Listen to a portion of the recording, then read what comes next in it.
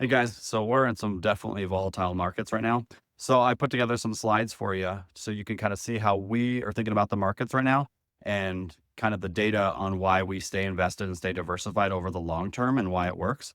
So we'll jump right into the slides and I really hope that you enjoy it. All right, let's jump into these slides and remind ourselves why we're staying diversified and why we do what we do in markets like this. So the very first slide is one of my favorite slides. It shows you the investment returns that one person could actually gain. And then when the investor's behavior or the behavior gaps gets involved, a lot of times you don't quite get the gains that you should have. And I'll show you why that in a minute. But this is very true. And we just a lot of times just need to get out of our own way because our behavior is what actually causes not to do as well as we could.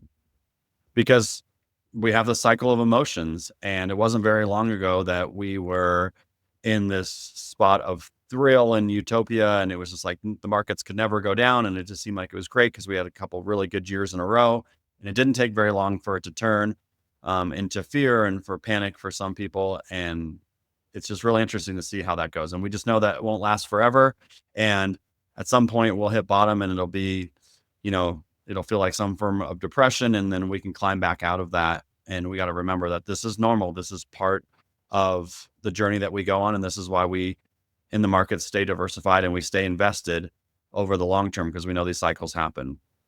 And I think this one really summarizes it well too. On the way up, when we're actually getting positive returns, the pleasure feels equal to those gains and they go lock and step. But when the markets turn south and aren't as fun, the pain feels way worse than the actual losses that we get.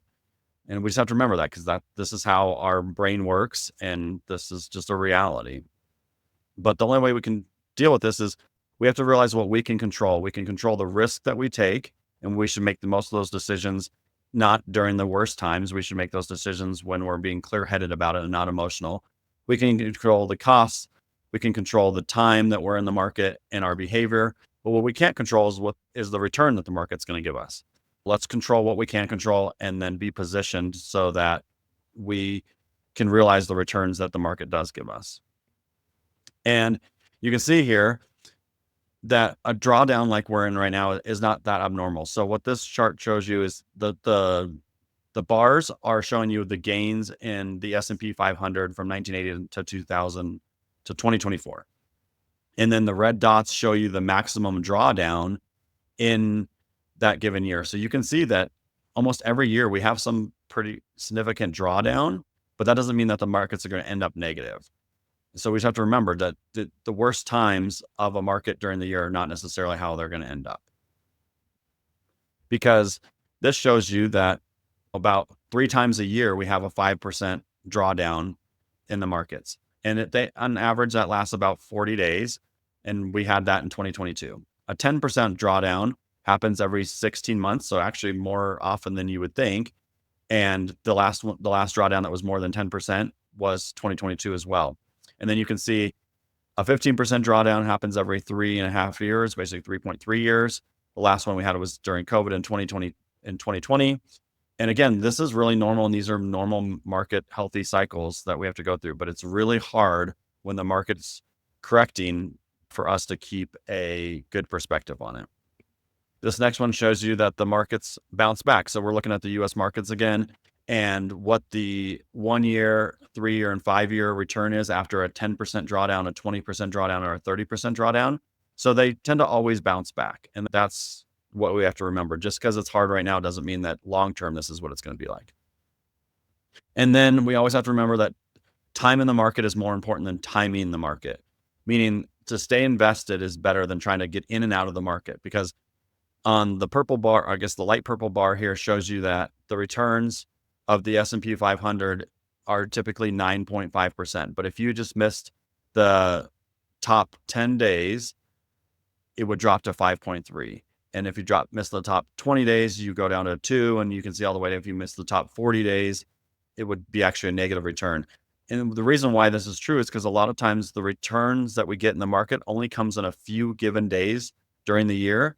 And a lot of times those given days are right after the worst days. So the market may go down and then we realize whatever we were dealing with wasn't that bad and it'll just come climbing back and more. And that's where we end up with our gains. So we just have to stay invested because we never know when those few days are going to come, but they make a huge return. If we're just, like I said, if we're just out of the market for even a few days that are really positive, it can make a huge impact on our returns.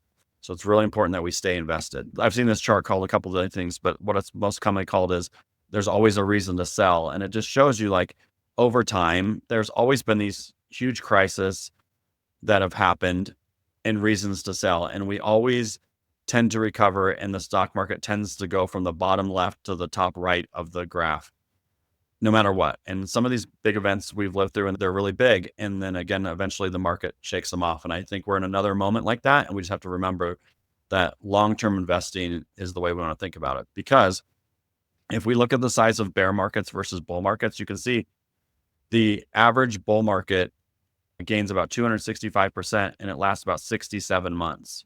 So they're very long. And then the average bear market is a 33% decline and it lasts about 12 months. So they last about a year, but they don't last nearly as long. And this chart reminds me of a saying that we say all the time in our industry, that the markets typically take the escalator up, but then the elevator down. So they just slowly work themselves up over a long period of time and you get these great big gains. And then when they decide that they're going to go south, they go south pretty fast. But we just have to remember, we can't miss these big bull runs. And then just to keep perspective of the time and probability of how markets work. So if you're looking at markets being positive, and I'm just going to talk about the blue bars, which are the stock versus the stock market. The orange one is the bond market. But if you're looking at a 3-month period, markets are positive about 69% of the time in a 3-month period, which is pretty good, but that's not that far from a 50-50 chance of it being positive or negative. And that's why we tell investors, if you have short-term needs, they should probably be in the market because we don't know if it's going to be up or down. But as you can see, as you go through time, at a 1-year point, stocks are typically positive 76% of the time. So now you're at 3/4 of the time it's positive if you're invested for more than a year. And then if you look at the 3 and 5 and 10-year period, it goes up and up. And if you're looking at a 10-year period, if you're invested over 10 years, there's a 95% chance that your portfolio is going to be positive at the end of 10 years, which is great. And that just makes sense. This just shows us that we can weather these storms and these little pullbacks that we have.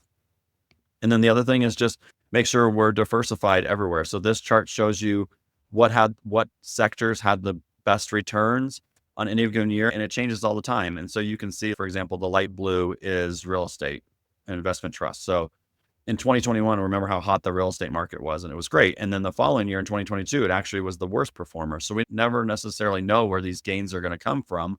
And that's why we have to be diversified with a balanced portfolio. Right now, the US markets are really pulling back, but the international markets are actually doing pretty good. We're invested globally, so we're going to realize both of those things, and we just never know where it's coming. And not all of our portfolios are just in US stocks. And then the white dot shows you like a balanced portfolio like we manage here with asset allocations to the global markets, the US markets, bonds, stocks, real estate, all the commodities, all those different things. And you can see that it definitely is more steady for sure. It's never the best performer, of course, but it's not the worst performer either because those things balance it out. So we just have to remember to stay diversified, stay invested, because really what we're doing is we're focusing what our gains are going to be over the long term. So hopefully that helped give you guys some visuals of how we're thinking about the markets.